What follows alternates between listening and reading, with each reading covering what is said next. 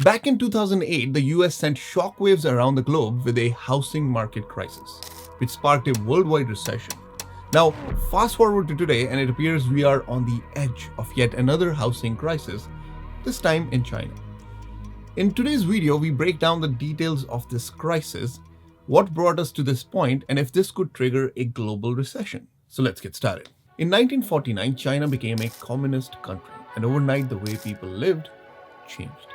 One of the areas where it changed was the housing. Then leader of China, Mao Zedong, believed housing is for living and not an investment vehicle. So laws were made preventing people from owning houses, and everyone was given a state-owned apartment to live in. Over the next 27 years, Mao consolidated all the power and took many questionable decisions that caused the Chinese economy and the common people to suffer. When he died in 1976, Mao was replaced by Deng Xiaoping as the leader of the country. And he and his policies are mostly responsible for making China the manufacturing hub and the economic powerhouse it is today. From suffering economically to today, where China contributes about 40% of the world's GDP. They are a big player today.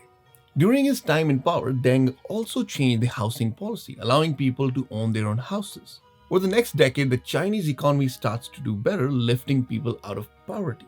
And one of the things people wanted to do with their new earned money was to buy houses. Pretty much by 1990, China was obsessed with real estate development and construction. The developers were making so much money that they started putting up houses just because. Why not? Picture this. In some parts of the country, they went all out and built entire cities that looked like they were straight out of Europe, all in the name of attracting more buyers and stack up those developer profits. There was such a huge demand that if one development didn't sell, they simply moved on and built another one, leaving behind what we know as a ghost city. Now, the ghost cities were few and far between, but most of the China was going through massive urbanization, so there was a lot of demand for housing. The urbanization rate was so crazy that within a decade or two, many small villages turned into massive cities, competing with the likes of London, New York, and Shanghai. One such example would be Shenzhen, also called the Chinese Silicon Valley. It went from being a small fishing village with a population of 300,000 or so in 1970 to nearly 13 million people today. With the second largest population in the world and a significant portion of it moving out of poverty, many people have relocated to the urban centers with better jobs and facilities. This resulted in one of the biggest real estate development rush in the world. Let me give you an analogy. The real estate development in China is like a cake that everyone wants a slice of. The people are content as they enjoy the sweet taste of better homes and wealth. Developers are happy as they make more cakes and make more money. And the Chinese Communist Party is pleased as they oversee the whole process and collect the crumbs in the form of taxes. Meanwhile, the economy is happy because it grows bigger and stronger with every bite. So it's one of those situations where everyone is happy.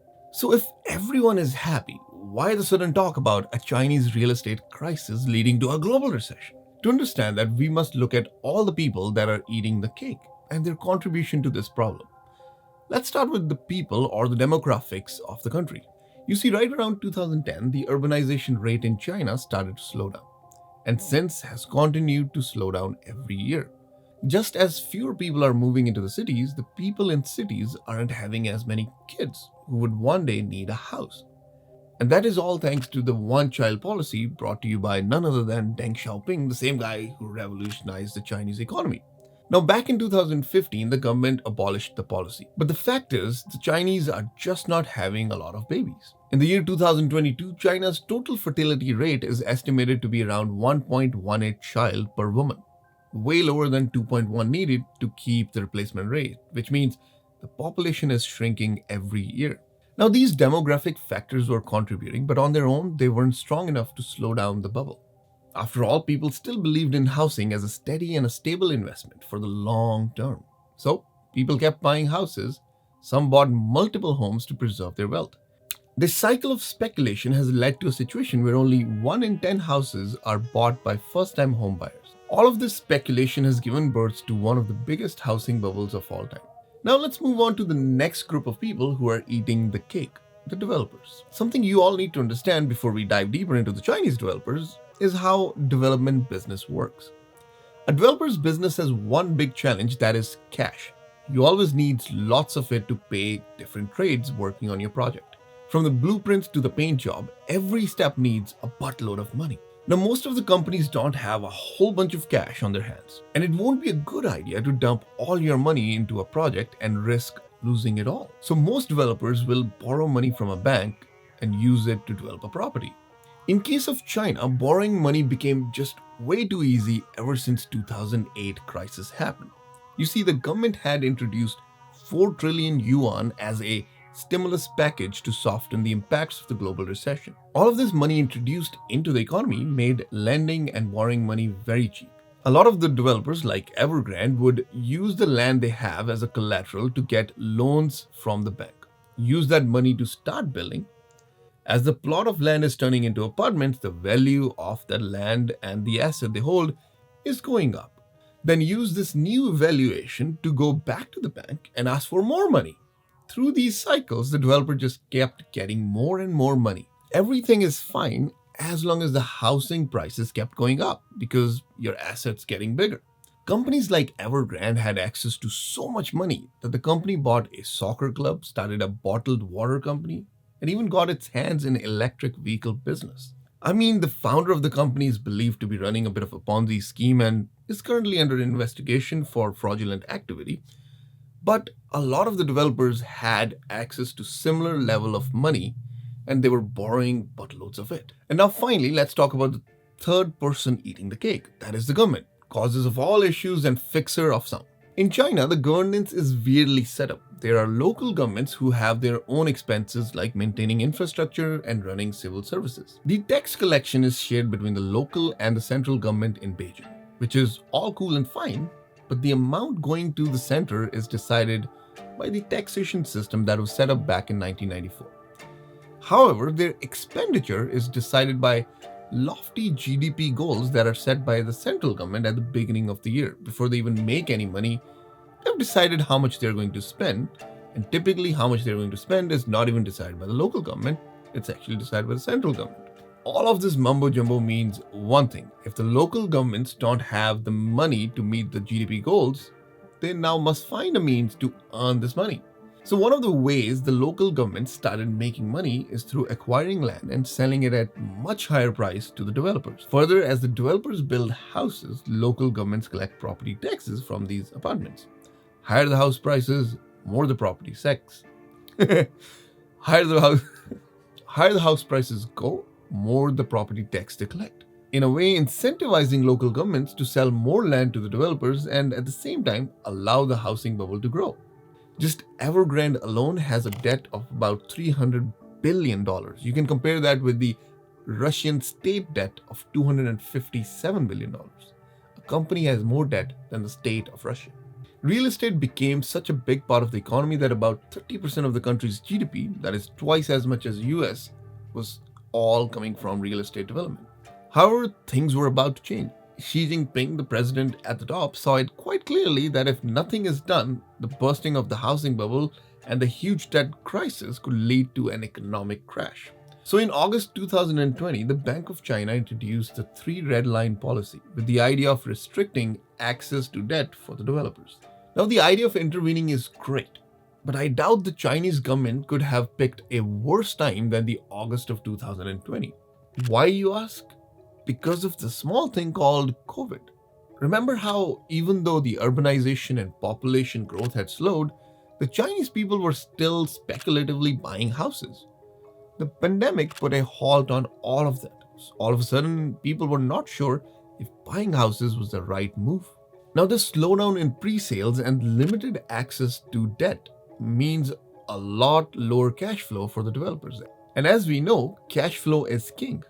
By the September of 2021, big developers were already defaulting on their interest payments. With lower cash flow, these real estate developers had to put halt on the construction of pre-sold houses. This means people are now paying for mortgages on houses that may never get finished. Or all the people who work in the construction industry, from roofers to interior designers, all of a sudden aren't making what they are used to. Again, keep in mind, real estate development is about 30% of the economy. A lot of people are dependent on this one sector of the economy. Now, that's not all. As the cost of housing starts to cool down because there simply isn't enough demand thanks to the pandemic and people not willing to speculate anymore, this meant even the people who are not directly in the real estate industry and are probably making the same amount as before are feeling poorer because their overall household wealth went down. In fact, around 70% of the household wealth is in property. As the property values go down, so does their wealth. When the pandemic ended in 2023, a lot of the Western economies bounced back due to the increase in household spending. It was expected that the Chinese market would bounce back in a similar fashion, but that hasn't been the case. As people are spending less money, businesses make less as well, which means the businesses don't need to employ as many people. This lack of spending and deflation has caused the domestic economy to stagnate. Further, a decline in consumer spending in China also hurts companies that do business there, like American technology firms and European luxury brands. A weaker Chinese economy also means less appetite for oil and minerals and other building blocks of the industry. China is one of the United States' largest trading partners, purchasing billions of dollars of machinery each year. Here's the thing with globally connected markets. If there is a major recession in China, the impacts will be felt across the world, especially when the rest of the global economies are on shaky grounds themselves. Throughout the globe, the interest rates are high, and there are predictions of a mild recession in the year 2024. The property crisis or the debt crisis has highlighted a key underlying issue with the Chinese economy. For the last 40 years or so, the country has built houses, trains, roads, bridges, just to keep the economy growing. But there's only so much that the government can build before it turns into a waste of money. Even though the country and the economy has been built around this real estate development boom, the country has changed a lot in the last 40 years. The youth of the country doesn't want jobs in construction. They are all well educated, and a balanced economic sector would be needed to employ all of them. In fact, the youth unemployment is so high that about 21% of the job seekers who are between the age of 16 to 25, that is the youth, are unemployed. The numbers were so bad that the government decided to stop reporting them. Because, of course, if the numbers are bad, just look the other way. It seems like the approach taken is more of never let a crisis go to waste, and in this case, might as well use it to diversify the economy. It seems like the Chinese president, who's in his third term and doesn't have any threat to his power, wants growth not just for the sake of growth.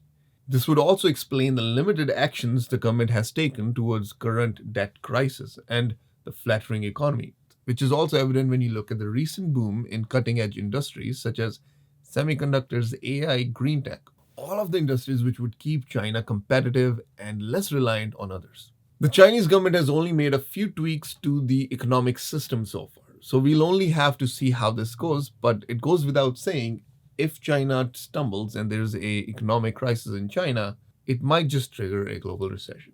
And it will certainly be a test for Xi Jinping and if he's ever going to get a fourth term, which apparently he can get as many as he wants at this point. That's it for this video. I'll see you in 2 weeks from now. Peace.